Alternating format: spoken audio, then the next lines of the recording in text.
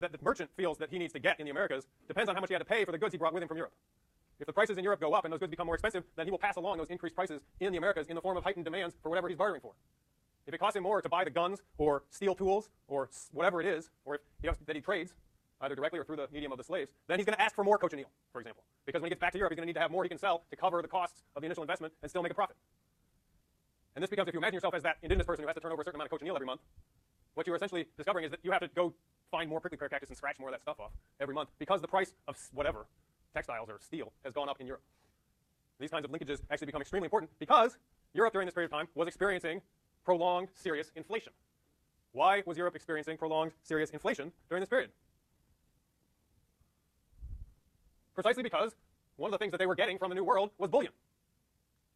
The supply of gold in Europe increased by 20% because they took so much of it from the Incas and the Aztecs and took it back and claimed it as their own and brought it into their own economies, right? The silver from the one mine in Bolivia, the famous San Luis Potosí mine, helped contribute to a tripling in the supply of silver in Europe during the same time period. And if you know basic economics, you increase the supply of money in an economy without anything else increasing necessarily, and you get inflation, right?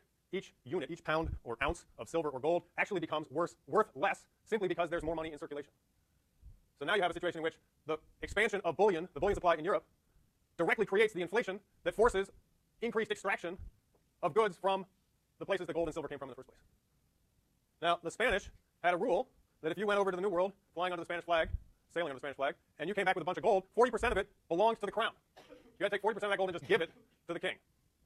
The other 60% you could work with yourself.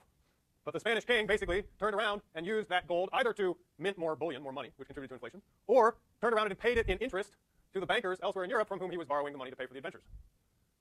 You got a deflation of the currency, which is the same thing as inflation of prices, right? The currency itself becomes less valuable per unit. And you also got a sustained transfer of wealth out of Spanish and Portuguese hands into the hands of finance capitalists to the north.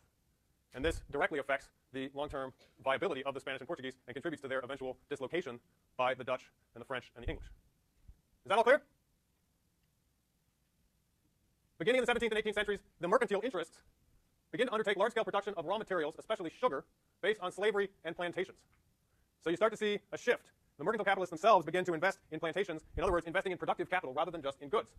And they set up plantations, and they begin to produce large amounts of sugarcane and process it into sugar, or perhaps turn it into rum or molasses. And this signals a number of important shifts. One is that the colonies themselves, where these plantations are set up, become markets for European manufacturers. So now you need various kinds of equipment and tools on the plantations, and the plantations become a way of creating demand for the goods being made in Europe. In addition to that, the relations of production that were developed on plantations, according to some historians, become a sort of template for relations of production back in Europe. Some of these plantations are sort of, by these arguments, the earliest examples of factory-style industrial production. And they demonstrate to these mercantile capitalists that there is a lot of money to be made, not just in the movement of goods, but in the production of goods. What develops eventually is sometimes called the triangular trade between Europe, Africa, and the Americas. You can see a sort of triangle here, although there'll be another map that makes it a little clearer. And you see the movement of manufactured goods from Europe to the Americas, the movement of slaves from Africa to the Americas, going the other direction. You see sugar, molasses, fruit, a variety of raw materials produced in the Americas, rice, indigo, skins, fish, furs, naval stores, that kind of thing. This trade, This trade sort of brings these different forms of production together, or unites them, right? You have mercantile capital, productive capital, and finance capital articulating between different sectors of production, different places, different kinds of goods, and even different forms of exchange. Exchange mediated by money in some cases, exchange mediated by barter in others. And this, the overall pattern, again, is linked through European markets and currencies, money, values, and prices.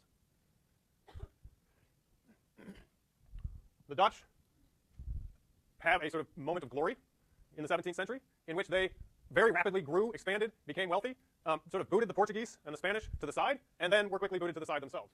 The Dutch East India Company, founded in 1602. East India here referring to what? What is East India if you're in the Netherlands in 1600? Yeah. It's basically Asia. It's, remember, that this derives from that strange, just why do we call them Indians in this hemisphere? It's because Columbus thought he was going to get to India, right? So when he landed, he saw these people, he said, oh, these must be Indians. Similarly, at this time, East India refers to Asia and is a company, it's actually a corporation set up under a sort of concession or official relationship with the Dutch government to colonize or trade with East India. And this is such a success that they then set one up in 1621 for West India, which refers to the Americas, right, the Caribbean. By 1641, they had seized the Portuguese holdings in Africa, Brazil, and the Caribbean, and they'd established settlements on the east coast of North America, but most of these had been lost by 1654. Oh. Hey, stop it. The French got involved also in the 17th century, founding Quebec in 1608, Montreal in 1642. They formed their own India Company, the French India Company, and in 1718 they founded New Orleans. So they have their sights set principally on things like skins from trapping beavers, that kind of thing. In theory, coming back to questions of the relationship between the sovereigns and the traders or the investors, the market actors, in theory the state monopolized all trade. Anybody who tried to trade in these parts of the world without a sort of license from one of these monarchs or states was sort of automatically breaking the law. Because Portugal claimed certain parts of the world as its own, and if you want to trade there, you had to have their permission. Spain claimed other parts, that sort of thing. The Dutch, the French, and the English traders moved into the Caribbean as the Spanish and the Portuguese power declined in the 1600s, and this is the famous period of piracy, right? Basically, a pirate was anybody who was engaged in any kind of trade without one of these licenses. And as the Spanish and the Portuguese lost their ability to enforce their territorial claims, more and more traders from other nations could move in and attempt to usurp this trade. And in a sense, they were doing it illegally, but if the Spanish and the Portuguese couldn't actually enforce their claims, what were they going to be able to do about it anyway? And by the latter half of the 1500s, there was even trade going across the Pacific from the west coast of Central America, trading with China and the Philippines. And much of this was illegal precisely because none of these merchants had the sort of official license from any of these sovereigns. They were simply doing it because it was profitable, and they could get away with it. Let's take a 5-minute break, and then we'll talk about sugar.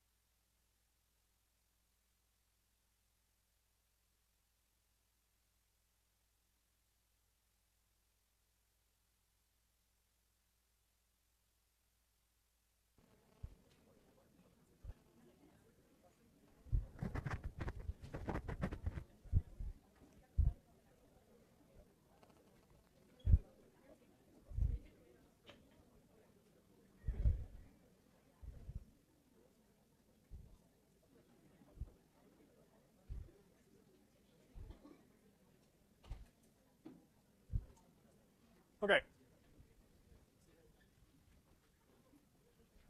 So now we're going to talk about sugar and slavery. If we have time, we'll also do some bibliography stuff. Otherwise, I'll do it first thing next time, okay? So remember, the Portuguese were sort of the first to get into this game on a big scale. And from Crosby, you'll remember that the sugar slavery production sort of system was worked out by the Portuguese first in the Madeiras and Canary Islands, remember? And Crosby suggests that then informed their subsequent activities in the New World, where they set up much larger slave-based plantation production of sugar. It was their main objective in colonizing Brazil, was to produce sugar. It spread throughout the Caribbean and other tropical sites. It was not only based on slave labor. Slaves did a lot of labor, but there were also paid laborers involved in the production process, especially as it got more elaborate, complex. The division of labor required different skills. The people in sort of supervisory positions, people supervising in particular the plants where the cane was cooked down and processed into sugar itself or molasses. It was underwritten, as I've already suggested, by Dutch and Flemish finance capital, and it was extraordinarily profitable. It was profitable as sugar. It was also profitable in the other forms that sugarcane could be turned into, specifically molasses, and from molasses, rum. rum being particularly attractive because it essentially condensed vast amounts of sugarcane into a much smaller and very stable good that would not go bad, it would not spoil, right?